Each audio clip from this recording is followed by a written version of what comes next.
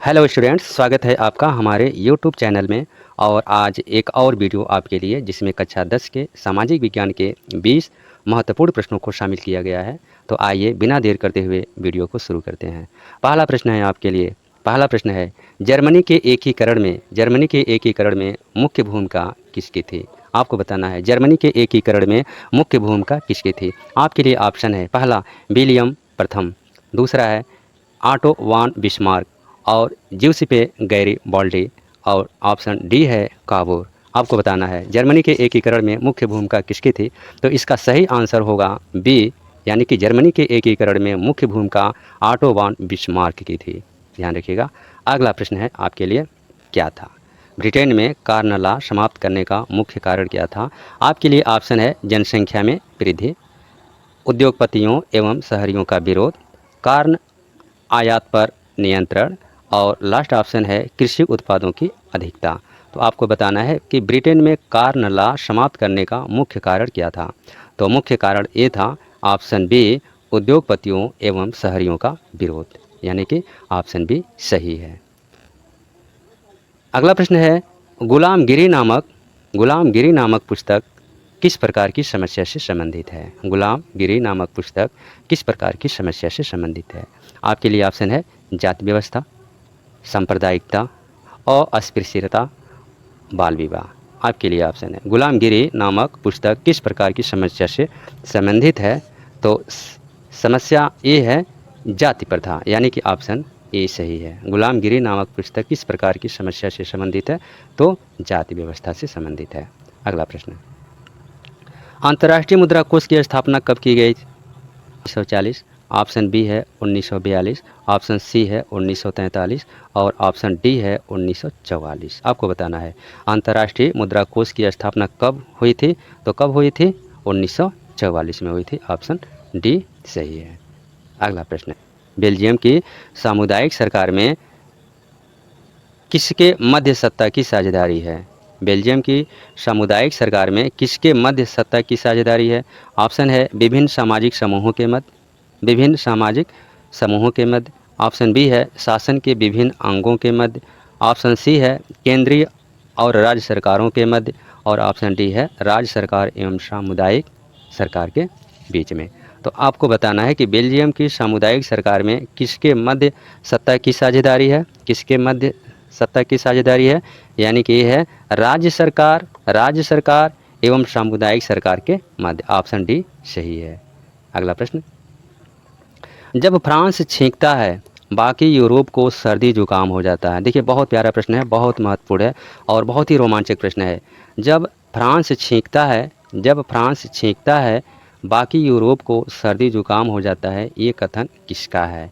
Option है Metternich, B है Giuseppe Garibaldi, और सी है नेपोलियन बोनापार्ट, और ऑप्शन डी है ऑटो वान बिस्मार्क। आपको बताना है कि इसका सही आंसर क्या होगा। तो इसका सही आंसर क्या है? मेटरनिख है। क्या है? मेटरनिख है। मेटरनिख ये कहा था कि जब फ्रांस से छींकता है तो बाकी यूरोप को सर्दी जुकाम हो जाता है। ये कथन मेटरनिख का है। बहुत इंपॉर्टेंट प्रश्न है आपके लिए। चलिए अगले प्रश्न की ओर बढ़ते हैं। बेल्जियम की सामुदायिक सरकार में किसके मध्य सत्ता की साझेदारी है? ये प्रश्न रिपीट हो गया है। बेल्जियम की सामुदायिक सरकार में किसके मध्य सत्ता की साझेदारी है? तो इन सही आंसर है, अभी अभी आप पढ़े हैं, राज्य सरकार एवं सामुदायिक सरकार के मध्य है। अगला प्रश्न है आपके लिए, महिला आरक्षण अधिनियम 2023 में 35% आरक्षण महिलाओं को निम्नलिखित में से किस संस्था में दिया गया है? महिला आरक्षण अधिनियम 2023 में 35% आरक्षण महिलाओं को निम्नलिखित में से किस संस्था में दिया गया है? ऑप्शन है लोकसभा, विधानसभाएं, दिल्ली विधानसभा, और उपरोक्त सभी। तो इसका सही आंसर है उपरोक्त सभी। अगला प्रश्न है, सांप्रदायिकता की समस्या कब प्रारंभ होती है? ऑप्शन है धर्म को राष्ट्र का आधार मान लिया जाए, बी है किसी धर्म को राजनीति से जोड़ दिया जाए, सी है सभी धर्मों का समान आदर किया जाए, और ऑप्शन डी है ए और बी। यानी कि आपको बताना है सांप्रदायिकता की समस्या कब प्रारंभ होती है।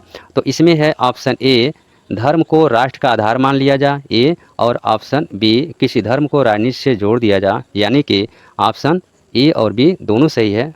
तो क्या हो जाएगा इसमें, डी बिल्कुल सही होगा, डी बिल्कुल सही होगा। चलिए अगला प्रश्न, भारत में कितने राष्ट्रीय राजनीतिक दल हैं? भारत में कितने राष्ट्रीय राजनीतिक दल हैं? आंसर के रूप में जो ऑप्शन है 4, बी है 5, सी है 6 और डी है 7। तो आपको बताना है कि भारत में कितने राष्ट्रीय राजनीतिक दल हैं, तो 6 हैं। ध्यान रखिएगा, भारत में कितने राष्ट्रीय पार्टियां हैं, तो इनकी संख्या 6 है। अगले प्रश्न की ओर बढ़ते हैं, निम्नलिखित में से किसका संबंध लोकतंत्र से नहीं है? निम्नलिखित में से किसका संबंध लोकतंत्र से नहीं है? ए, उत्तरदायी शासन, बी, बहुसंख्यकों का शासन, सी, स्वतंत्र और निष्पक्ष निर्वाचन और डी, कानून के समक्ष समानता। आपको बताना है कि निम्नलिखित में से किसका संबंध लोकतंत्र से नहीं है, तो किसका है नहीं है, यानी कि बहुसंख्यकों का शासन। ऑप्शन बी बिल्कुल सही है। चलिए अगले प्रश्न की ओर चलते हैं, निम्नलिखित में से किस प्रांत में सीढ़ीदार यानी कि सोपानी खेती की जाती है? निम्नलिखित में से किस प्रांत में सीढ़ीदार यानी कि सोपानी खेती की जाती है? ऑप्शन है पंजाब, हरियाणा, उत्तर प्रदेश के मैदानी क्षेत्रों में और उत्तराखंड। तो इसका सही आंसर होगा उत्तराखंड, यानी कि उत्तराखंड में सीढ़ीदार सोपानी खेती की जाती है। अगले प्रश्न की ओर बढ़ते हैं, भारतीय वन्य जीवन आरक्षण अधिनियम किस वर्ष लागू किया गया है? भारतीय वन्य जीवन अधिनियम किस वर्ष लागू किया गया है? ऑप्शन है 1970, 1972, 1974 और 1976। आपको बताना है कि भारतीय वन्य जीवन अधिनियम किस वर्ष लागू किया गया है, तो इसका ऑप्शन बी सही होगा, 1972 में। अगला प्रश्न आपके लिए, झारखंड में स्थित कोडरमा निम्नलिखित में से किस खनिज का अग्रणी उत्पादक है? झारखंड में स्थित कोडरमा निम्नलिखित में से किस खनिज का अग्रणी उत्पादक है? आपके लिए ऑप्शन है बॉक्साइट, कोयला, लौह अयस्क और अभ्रक।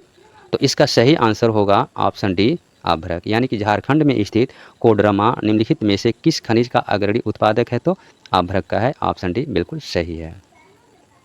अगला प्रश्न है, काली मिट्टी में मुख्य रूप से कौन सी फसल उगाई जाती है? काली मिट्टी में मुख्य रूप से कौन सी फसल उगाई जाती है? आपके लिए ऑप्शन है रबर, मक्का, कपास और चावल। तो काली मिट्टी में मुख्य रूप से कौन सी फसल उगाई जाती है, तो कपास की खेती होती है। ऑप्शन सी बिल्कुल सही होगा। निम्नलिखित में से कौन सा राज्य हजीरा विजयपुर जगदीशपुर पाइपलाइन से नहीं जुड़ा है? निम्नलिखित में से कौन सा राज्य हजीरा विजयपुर जगदीशपुर पाइपलाइन से नहीं जुड़ा है? बहुत इंपॉर्टेंट प्रश्न है आपके लिए। आपके लिए ऑप्शन है मध्य प्रदेश, गुजरात, महाराष्ट्र, उत्तर प्रदेश। तो इसका सही आंसर होगा महाराष्ट्र। ऑप्शन सी इस प्रश्न के लिए सही है। अगला प्रश्न है, किसी देश का विकास किस आधार पर निर्धारित किया जा सकता है? किसी देश का विकास किस आधार पर निर्धारित किया जाता है?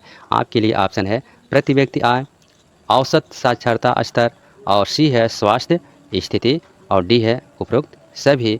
तो किसी देश का विकास किस आधार पर निर्धारित किया जा सकता है? इसके लिए ऑप्शन डी सही होगा, यानी कि उपरोक्त सभी, यानी कि प्रति व्यक्ति आय, औसत साक्षरता दर और स्वास्थ्य स्थिति, यानी कि तीनों के आधार पर हम किसी देश का विकास निर्धारित कर सकते हैं। अगले प्रश्न की ओर बढ़ते हैं, दुग्ध उत्पादन क्रिया को किस क्षेत्र में सम्मिलित किया जाता है? दुग्ध उत्पादन क्रिया को किस क्षेत्र में सम्मिलित किया जाता है? ऑप्शन है प्राथमिक क्षेत्र, द्वितीयक क्षेत्र, तृतीयक क्षेत्र और चतुर्थक क्षेत्र। यानी कि दुग्ध उत्पादन क्रिया को किस क्षेत्र में सम्मिलित किया जाता है, तो प्राथमिक क्षेत्र में, प्राथमिक क्षेत्र में, यानी कि ऑप्शन ए बिल्कुल सही है।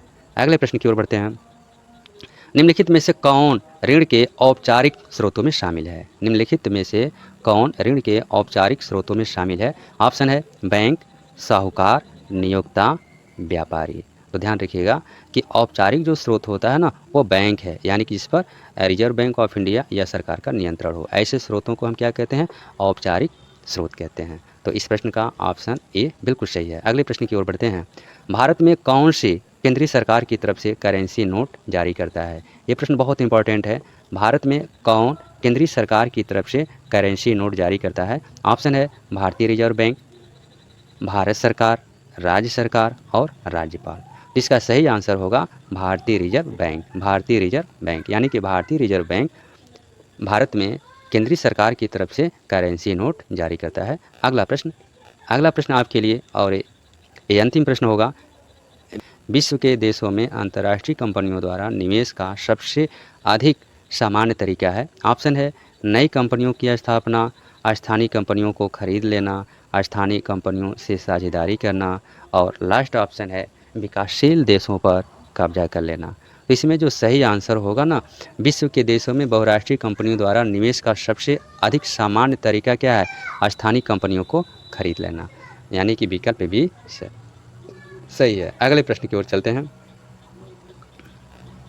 तो इस वीडियो में सामाजिक विज्ञान के 20 महत्वपूर्ण प्रश्नों को शामिल किया गया और उम्मीद है कि ये वीडियो आपको पसंद आया होगा। अगर आपको ये वीडियो पसंद आया हो तो चैनल को लाइक और सब्सक्राइब करना ना भूलें। धन्यवाद।